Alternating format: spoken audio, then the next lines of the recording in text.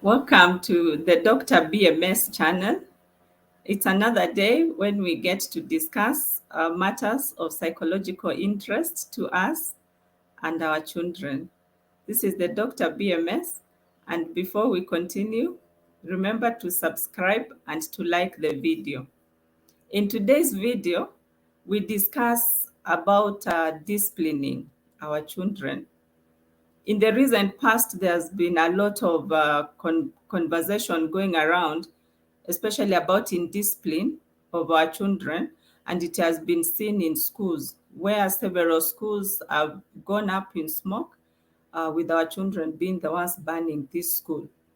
So we continue the discussion on parenting by finding out what we as parents can do to discipline our children and to get them on the right path.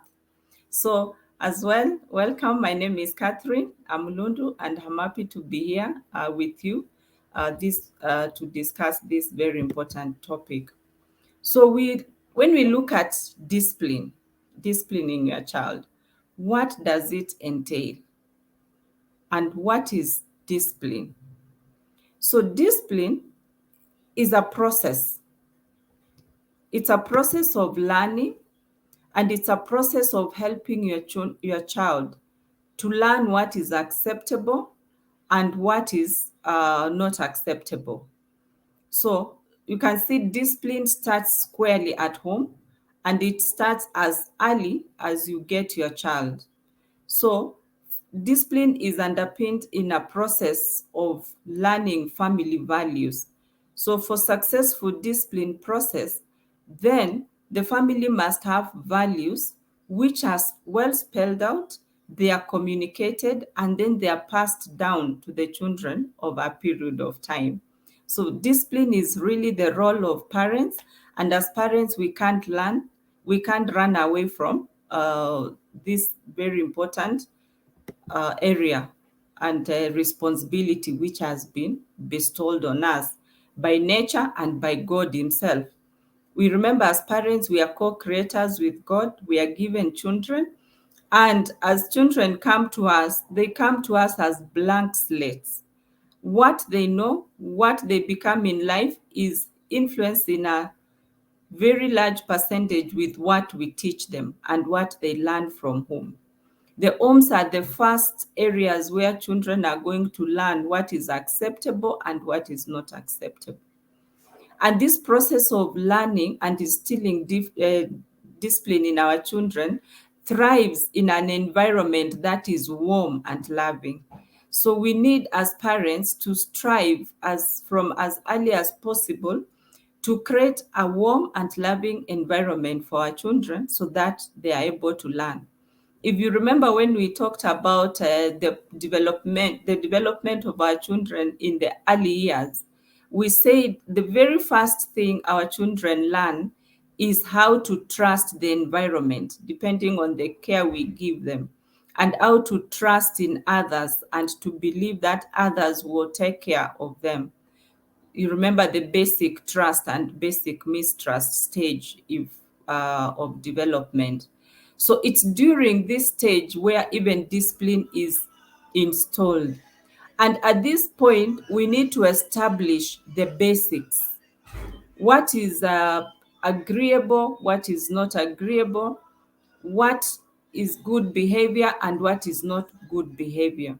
We need to set up the boundaries as early as possible as our children are growing. Because if we don't set these boundaries, if we don't give out what is acceptable behavior and what is not acceptable behavior, then it becomes very difficult to enforce this behavior later in life. So discipline starts early in life and continues throughout the lifespan of our children. So where do we come in as parents? As parents, we need to have good communication between the parents and the children. We need to teach discipline, because like you've seen, discipline is a process. This process has to be communicated. So we have to set clear structure of what is acceptable, what is not acceptable, how to behave, where and when and how. And this has to be consistent. So discipline is that process of passing these strategies. It is a positive, it is a strategies which are positive to impact behavior. So if we are in an environment which is loving, it is warm, it's welcoming, it becomes very easy really to communicate behavior to our children. How to behave in a crowd, how to behave in private, how to behave in school, how to behave at home, how to behave out in the community is what we are communicating to our children. And this is what entails this discipline. So as parents, we have to be at the forefront of educating our children, of teaching them, and helping them to learn. And when they get out of the way, then we have to be there to correct them and to bring them back uh, to line. So discipline is something which happens even when you are alone. You need to be disciplined right in the household and out in the community. This behavior has to be consistent at home.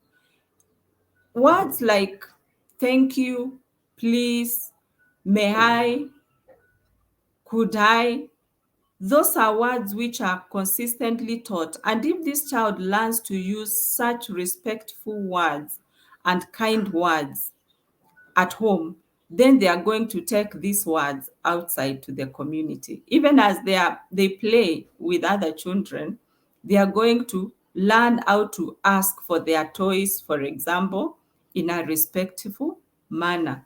If they wrong somebody, they are going to be willing to say sorry because this has been taught right from home. So the language which is practiced at home will get out into the community. So at home, we need to start and emphasize what is acceptable so that when this child gets out, then they can go out and represent that behavior which has been taught at home. There should be that consistency. So we don't expect our children to behave in a certain way when they are at home. We let them get away with misbehavior, and we want them to behave well when they are out there in the community. That becomes very difficult. What we see out has come really from home. So as parents, what we need to do is establish the basics. Teach and explain why things should be the way they are. Why should we be kind to each other? Why should we speak in a kind manner, even between siblings? If you need to use your sibling's toy, ask for it in a calm manner. Use the word please. If you do something which is not right, say, excuse me, I am sorry. This should start at home. We should not demand of it outside because we want to represent ourselves well outside there, yet we have not been behaving the same way at home. Let us set boundaries. Let us know right from home, this is what belongs to this person, and this belongs to this person, and there's an opportunity to share. And when you need to share, you ask respectively to be allowed to share that which belongs to the other person. And when we do this, then we see this will go out even when our children go out there. So once we set these rules, then we need to be able to monitor the rules and the behavior we have set and to enforce it. And this is where we come to see what is discipline and what is punishment. Because discipline is not the same as punishment. Like we've said, discipline is a process of impacting learning values which are established. Then there are consequences of not following the set rules. And this is where punishment comes in. So punishment is just part of discipline. It's not, it does not replace discipline itself. And how do we punish our children when they do not follow the set rules? This varies from child to child and the age of the child, but the principles are the same. We want consistency. We want children to learn what is acceptable and what is not acceptable, and to know that there are consequences for not following the rules or what is acceptable. If we have set up a way of doing things, then children must be able to follow that. And if they don't follow that, then they need to give an explanation. Like they can say, I'm sorry, I forgot. I'm sorry, I did not mean to do it. And as a parent, you will know how to pick it up from there. But if a child consistently does not follow the set rules, then there need to be consequences. And this is where punishment comes in. And punishment is at different levels. Like you've said, there are children who will take time out. There are children you're going to take some privileges from them. Their children, you're going to deny some things, and there are some whom you will really have to use physical punishment for the lesson to sink. So you have to set consequences for unacceptable behavior and follow through consistently with these consequences. Do not give empty threats, like telling a child, if you do that again, I'm going to beat you, and then they do the same mistake again and you don't do anything about it. So if you are not going to follow through with the threat, please don't give a threat. There are some things you can even ignore, because there are some children who will do some things wanting to get your attention. So unless it is something which is harming that child, you can ignore that behavior. But if it's not a behavior that you need to ignore, whatever consequences you have set, then follow it through when that rule is broken. Like, for example, for your teenager, if they ask to go out to a party, and you agree that they can go out and they come back at this particular time, then you need to set a consequence. If you are not back at midnight, then I'm not going to allow you to go to a party ever again. So if the child does not come back by the set time, the next time they ask to go to a party, you have to remind them you did not follow through when you went out the last time, so you are not allowed. You are grounded. You're not allowed to attend any more parties for the next 1 month or for the next duration of time you're going to set. So do not give empty threats and do not set consequences which you don't follow through, because this inconsistency is what our children take advantage of, and they get now to expand and to test the boundaries, because they know nothing is going to happen to them, whatever they do. So as parents, we have a role. When we see especially these behaviors which we are seeing of our children when they get to teenage, and everybody is wondering, where did they pick these behaviors from? This is because there has been a problem right from the setting of rules, learning, the disciplining, and then maintenance. We need to be there to maintain and to make sure what we set is being followed through and through, wherever this child is, whether they're at home, they're in school, because you cannot work alone. So when children learn that they need to respect elders, they need to respect authority. So this is going to be authority right from home, authority in the community where they are, authority in schools where they are, and authority at the society at large. So children learn that. But if we do not consistently demand that they respect authority at home, then when they go out there, it's going to be very difficult for them to respect anybody else. So the indiscipline we are seeing is squarely coming from the upbringing the children are having at home. So we need to set boundaries, very clear boundaries. We need to set rules. We need to set the morals. We need to set the values our children need to go by. And once we do that, we need to enforce them. Make sure our children understand and they know the consequences for not following the rules, for not upholding the behaviors which are expected of them.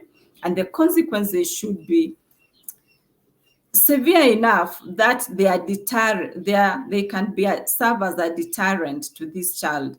Sometimes just empty words, sometimes just threatening or giving consequences which are not which the child does not feel the pain, then does not help. So sometimes we become too lenient with our children. We let them get away with a lot of things in the name of love. Discipline is loving our children. Having indisciplined children is not love to these children, because we are building a legacy. You want to ground this child so that when they get out of the world, they can be responsible adults. They can carry the next generation, and they can only instill the discipline that you will have given to them.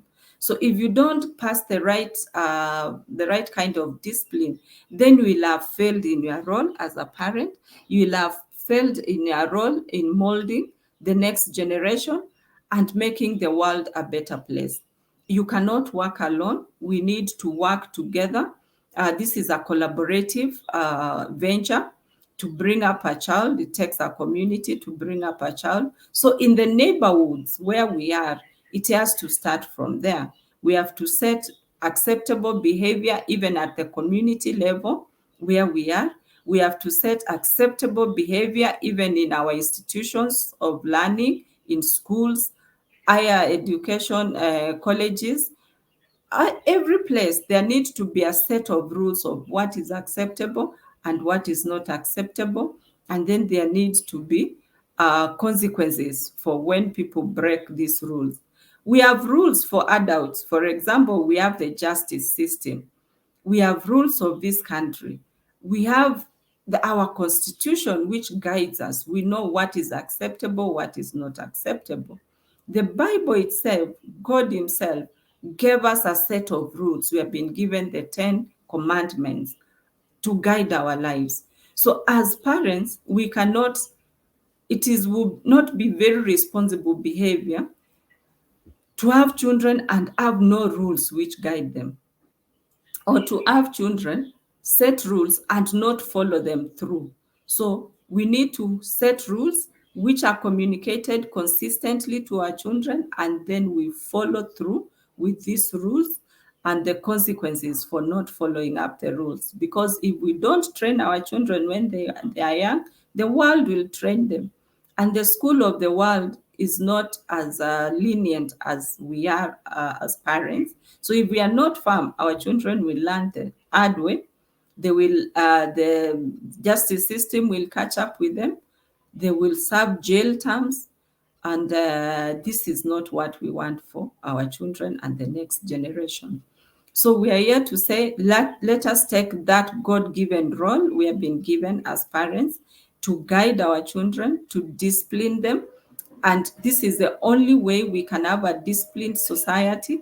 And we're going to see even the problems we have in our country today of unrest in schools, of irresponsible adulthood, of this violence we are seeing outside here being meted on our young adults, is going to go down, because it all boils down to discipline and what we have taught our children or what we have not taught them. So play your rightful role and guide your child, and let us come together as a community, as a society, to make sure we guide our children and we have a responsible community. So thank you for your time. This is the Dr. BMS channel. Thank you for coming. Please like the video and subscribe. We're going to bring you more videos which are informative to you about your mental health, about your psychological health for you and your family, one topic at a time. Thank you and have a great day.